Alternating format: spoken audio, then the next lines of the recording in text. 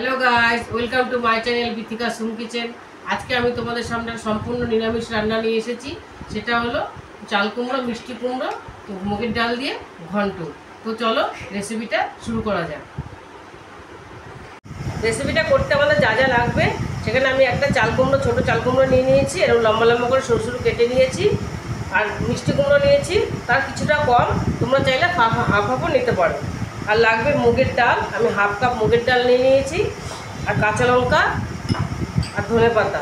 আর ফোড়নের জন্য নিয়েছি দুটো তেজপাতা, দুটো শুকনো লঙ্কা আর কালো জিরে, হলুদ আর অল্প চিনি, নুন আর তেল। চলো রান্নাটা শুরু করা যাক। প্রথমে আমি ডালটা ধুয়ে নেব। ডালটা আমি ধুয়ে নিয়েছি, ভালো করে পরিষ্কার করে ধুয়ে নিয়েছি। কড়াই বসিয়ে দিয়েছি, কড়াইটা আমার গরম হয়ে গেছে। এবার আমি মধ্যে তেল দিয়ে দেবো। কড়াইটা আমার গরম হয়ে গেছে। এবার আমি মধ্যে তেজপাতা, শুকনো লঙ্কা দুটো আর কালো জিরাটা দিয়ে দেবো। ফোড়নে। এবার আমি ডালটা দেবো।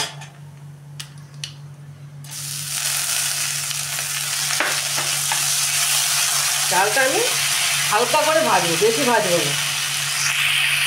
ডালটা আমার ভাজা হয়ে গেছে, বেশি লাল করবো না, লাল করলে ডালটা সেদ্ধ হতে যাবে না। এই হালকা আমি ডালটা ভেজে নিয়েছি। এবারে এর মধ্যে চাল কুমড়ো আর মিষ্টি কুমড়োটা দিয়ে দেবো।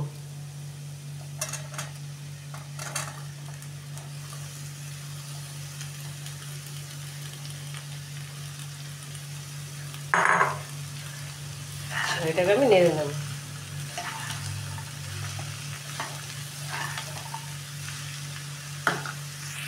এবার এর মধ্যে আমি নুন দিয়ে দেবো, পরিমাণ মতো নুন দিয়ে দিলাম।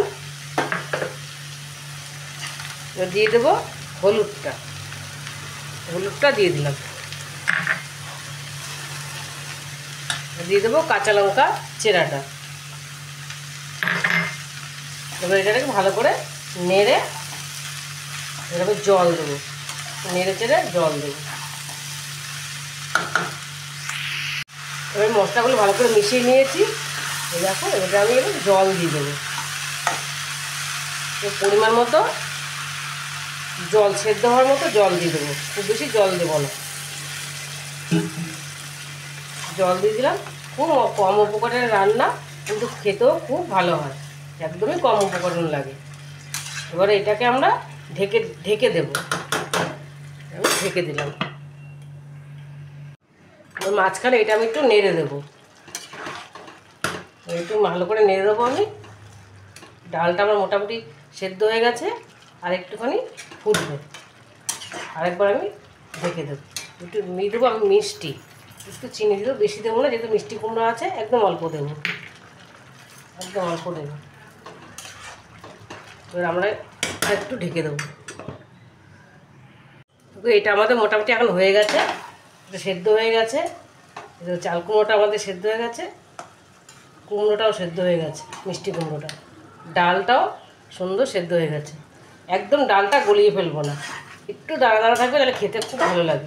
এবার আমি ধনে পাতা কুচিটা দিয়ে দেবো। এটা দিয়ে একটু নেড়ে নেব। ধনে পাতাটা দিয়ে ভালো করে নেড়ে নিয়েছি। এবার আমি এটা এরকম রাখবো, একদম শুকিয়ে ফেলবো না, তাহলে ঠান্ডা হলে আরেকটু শুকিয়ে যাবে। এই যে একদম শুকাবো না, একটুখানি মাখা মাখা হবে, নামিয়ে ফেলবো। গ্যাস বন্ধ করে দিলাম। এবার আমি বাটিতে তুলে নেব। বাটিতে তুলে নিচ্ছি।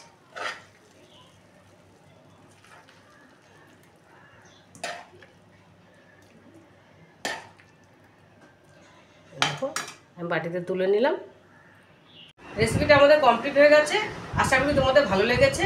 আর যদি ভালো লেগে থাকে তাহলে আমাকে লাইক, শেয়ার আর সাবস্ক্রাইব করতে ভুলবে না। টাটা।